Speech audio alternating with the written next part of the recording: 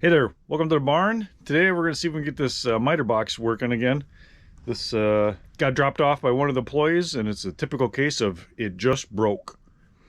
It's kind of an ongoing joke we have at our place of employment, that it's never anybody's fault. It's, the equipment, it just happens to fail. Nothing to do with the misuse or extreme, what's the word? Not torture.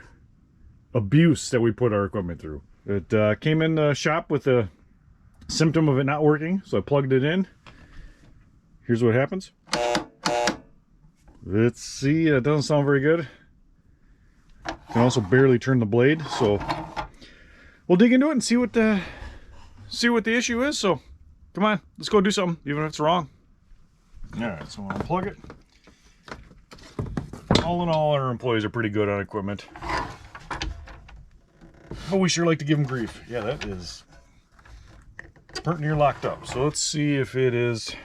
Hopefully it's not the motor. Hopefully it's either a bearing or a belt issue, but I am not incredibly hopeful.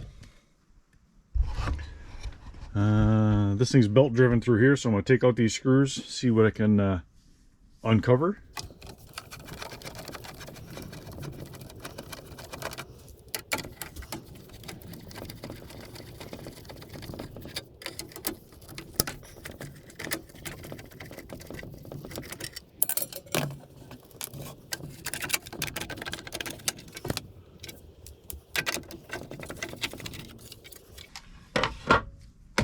Alright, well, I think I gotta loosen that motor and slide that forward. So let's do that. Oh, hang on. I spy with my little eye the bearing in the back there. Alright, let's see if I can get you in a position to see this. You see the bearing cage there? You got the ball bearings in there. This one, there's no ball bearing. And the cage is broken. So that is an issue. All the bearings are down here on the bottom, which then they're pretty tight. Oh, part of the cage. All right. Well, looks like that motor's coming off. I'm going to loosen up all these bolts. I think the motor slides forward, and I can take the belt off, and we'll see what holds it from there.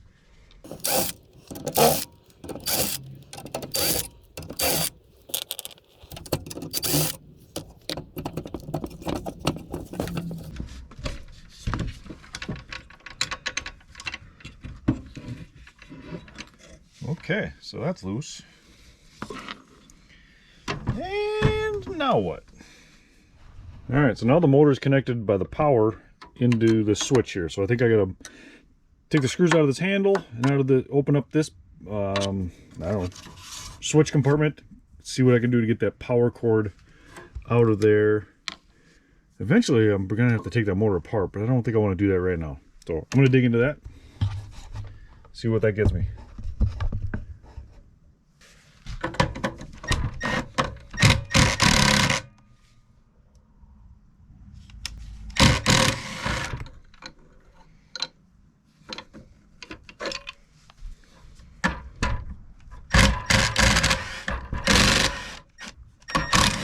By the way, I have no idea what I'm doing.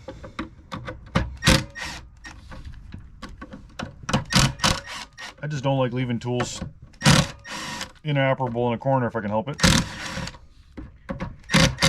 And I guess I'm just not afraid to take something apart. I just hope I can get it back together.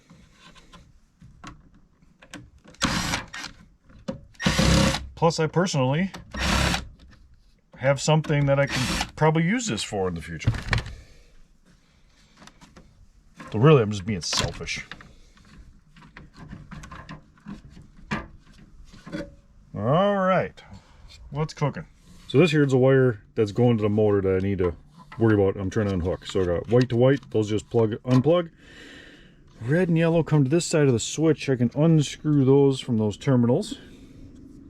And the black one must come over here down this side. So I'll unhook those, get that thing loosened up. Red one's loose. Yellow one's loose.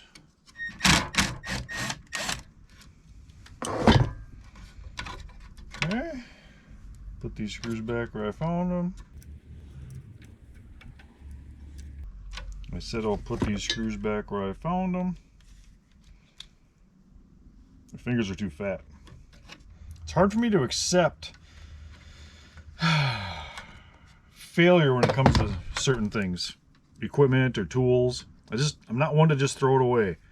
I know it doesn't probably always make the most financial sense to spend this time on here, but I don't know. I feel like I'm doing my part. I would rather keep what I have working and not just pitch or throw away everything that's not in perfect condition anymore.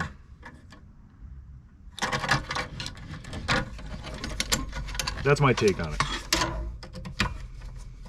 Plus, I get that good feeling of fixing something. Makes me feel like I actually accomplished something. Gives me a worthwhile feeling.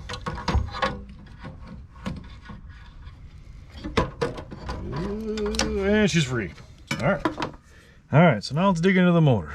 What's cooking? What is going on? Oh, that must be the tensioner. That's why I couldn't slide that forward. There's a screw in there. Huh. See? I just learned something. There you go. All right, so how do you get to that bearing? Just have to pull off these couple screws out of the backside. As you can tell, we could have probably blown this motor out once or twice. Got some of the dust out of there, but it's good for it. Kind of like sandblasting. Cleans it out. Not true. Oh wait, I think that's what those four are what I want to take off.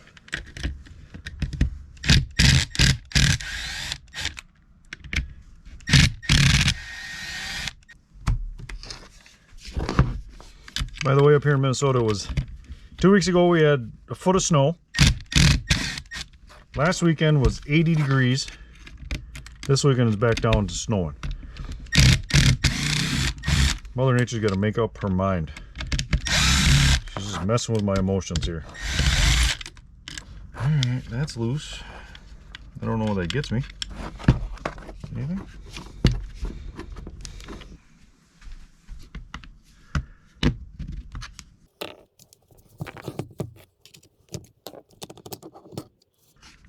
Okay. Brushes actually look pretty good in there. Not worn down. No grooves in this. Okay. Now what? How do you get that bearing out of there?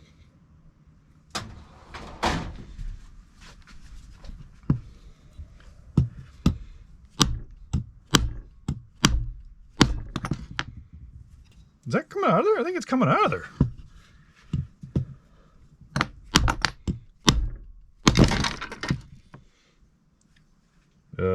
Victory. Okay. Alright, so this is what I've come up with. This might just go down in a ball of flames. This might not work at all. I got a adjustable wrench clamped to my bench top, haphazardly at best. And then I got the jaws opened up just enough to miss that snap ring. So I'm going to try using this punch and a ball peen hammer, give this a couple taps, see if I can start to drive that out. It has to be pressed in there. I just don't have any way of getting it out nicely. Timber.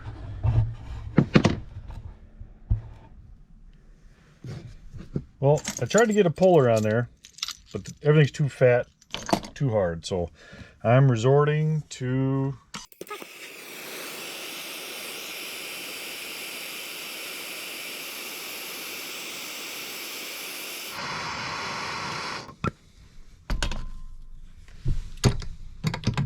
whoa, look at that. Jumped right off of there.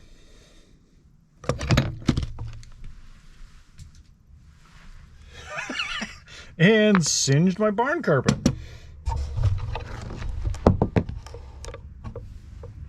Don't worry about that. Alright, so now I got the world's worst snap ring pliers.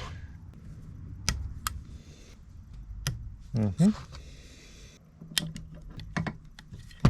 for crying out loud. Alright.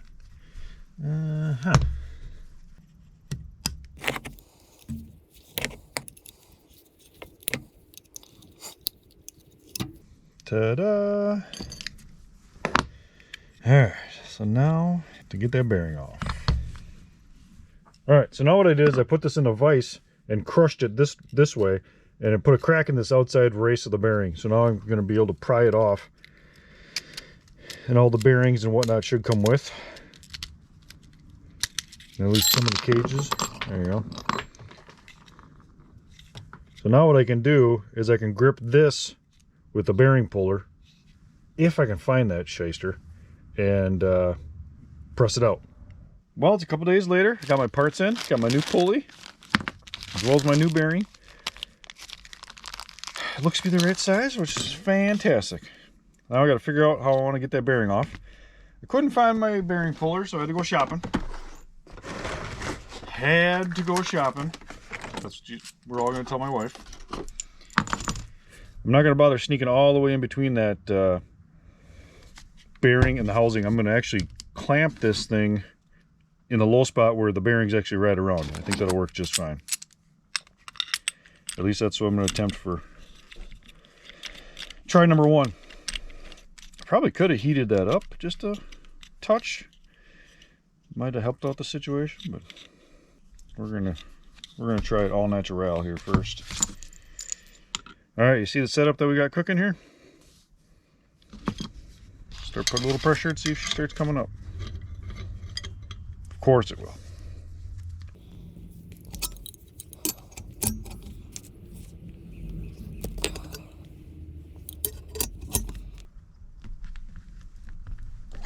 Of course it will, I said. Might have to set it up in the vise. It's hard for me to hang on to the motor portion.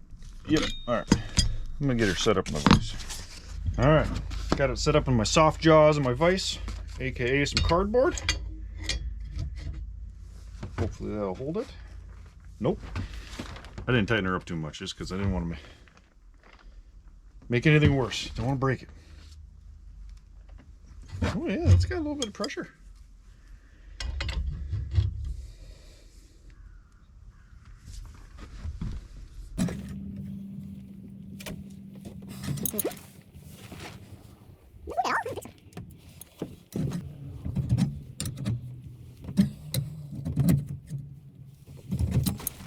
Oh yeah, she's coming.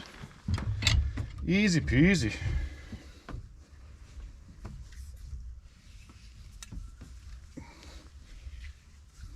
I was just being paranoid. Ta-da! Let's get the seal off there before I forget that. It fell off the old bearing. Probably years ago. Alright, I cleaned up with a little brake clean. Set my bearing on top of my kerosene heater for a little bit just to aid in the install. You know, the whole heat expansion thing. Where's my impact press?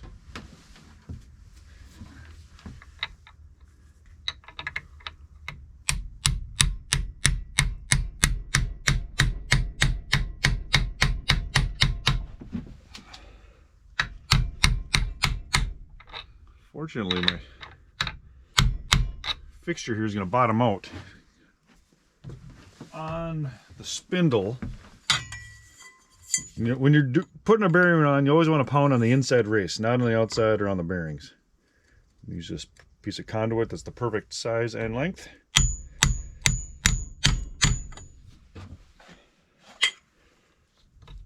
Ooh, that's nice. Blow off the debris that came out of the conduit. Next is my, what do you call it? Pulley. That's on the heater too. Holy moly.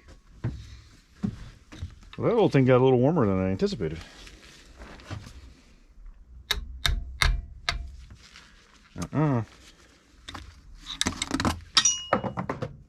Oh, that almost made it to the basement of the barn through a hole in the floor. Hang on. Recon mission. You know what? I wonder if this thing's tapered one way versus another. Doesn't seem to be. Am I missing something? Hang on. Pause. Alright. Now I remember. I gotta get this little snap ring on there first. With my lousy snap ring pliers. Does anybody have a good set of these? comment down below and tell me what it feels like to have a good set of snap ring pliers, because I have never owned a set. Maybe I need to spend more than $2 or $4 on a set. But then what would I have to complain about? I don't know.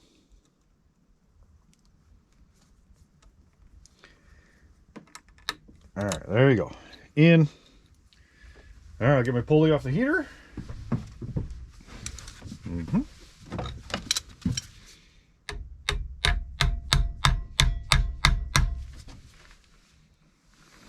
going to give it a little kiss of MAP gas.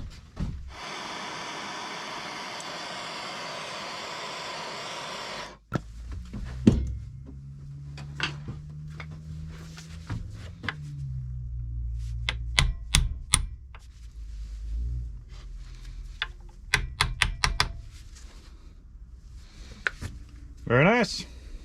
Alright, we'll let that cool down for a couple minutes. Alright, let's see if my pea-sized brain can remember how this goes back together. I did take off this back cap for the brushes, because the brushes in here are spring-loaded. They go around, actually, around this armature, I'll call it. It's probably the wrong term. Ooh, that piece is still hot.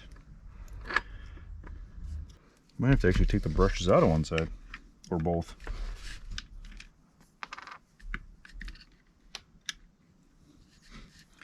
That'll make our life easier. All right, almost. There we go.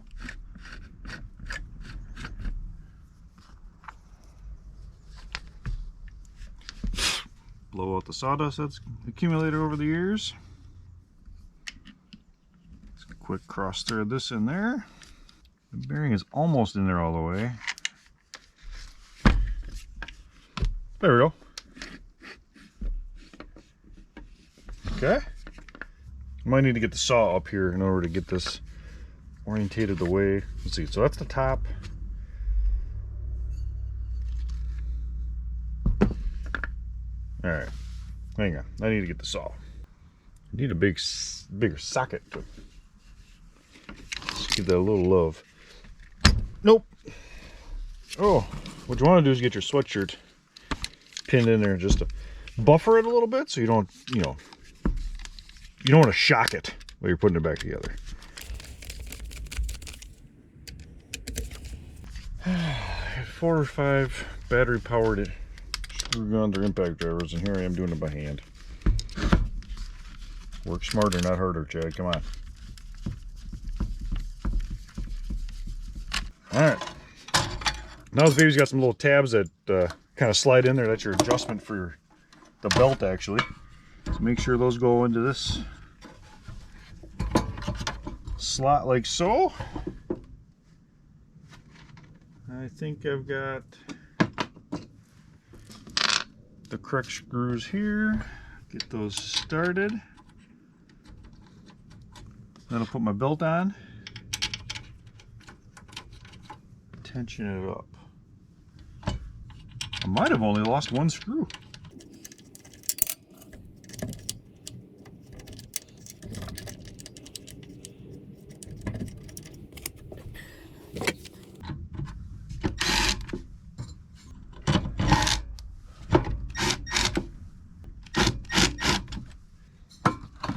Alright, is there any rotation on the belt?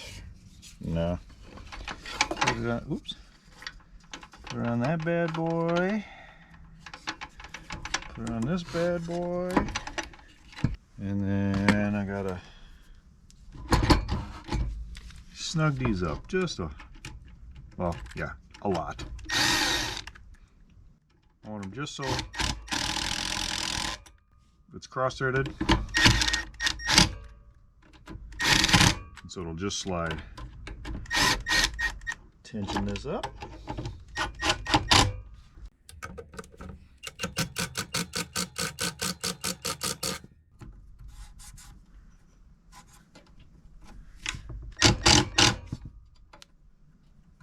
A little more.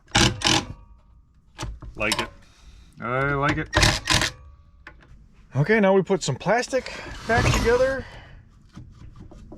And this switch. And of course I remember exactly how all the wires go. No doubt in my mind. Alright, here ensues WrestleMania. I just love wiring. Well, I just took that screw out of there. What's the big deal? Holy Toledo. There we go.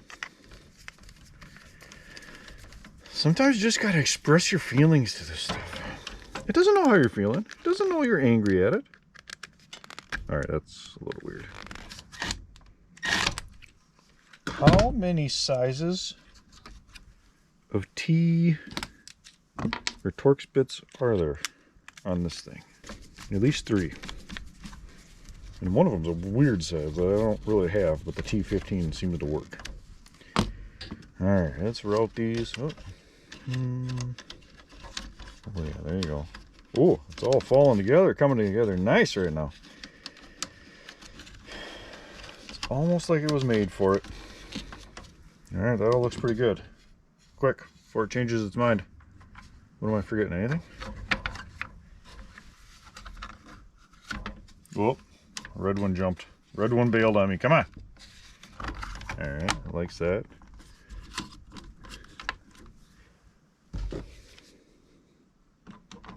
Still different sizes.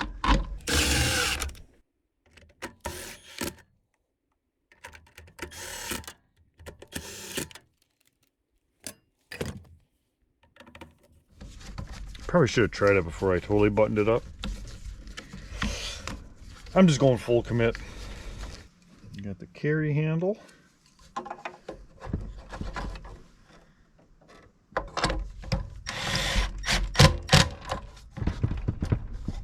Solid. The only thing left is the belt cover.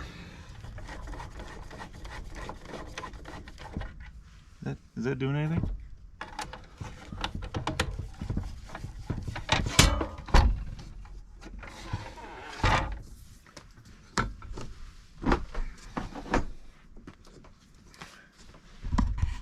Any smoke? Okay, that's a good start. All right, give her a whirl. Well, that's fantastic, huh? It's a good second saw to keep in a truck for the times we need multiple saws on site. And it cost me, I think it was $38 in parts. Which actually, now that you think about it, for those 2 things is kind of ridiculous. And one of them, that pulley, I could have went about differently removing it. So in the future, I guess if you're doing this, I'd heat that up a little bit more before you go to smacking on it with a hammer and a punch, and it'll come out much better. And then that way all you gotta do is your bearing. And I would probably take the time to go through everything, but like I said, this is just gonna be a kind of a backup saw, plenty good for the use that we're gonna put it through. A quick Google search shows that current model of this saw is about 300 bucks. I'm into it for, I think it was $38 in parts. So a couple afternoons of futzing around and waiting for parts, I'd say that's well worth the price of admission to get the saw, you know, up to the current state that it's still going to be a usable piece of equipment. I'd rather do that than just pitch it into a dumpster. So all in all, I'm happy with the outcome. It's pretty much what I thought would happen, but I've never dug into it before, so I guess don't be afraid to tackle it. If you see one of these at a yard sale or garage sale that's for sale and sounds a little growly, just a bearing or 2 and maybe a pulley if you botch it up while you're removing it. So at this point, I'll say thanks for watching.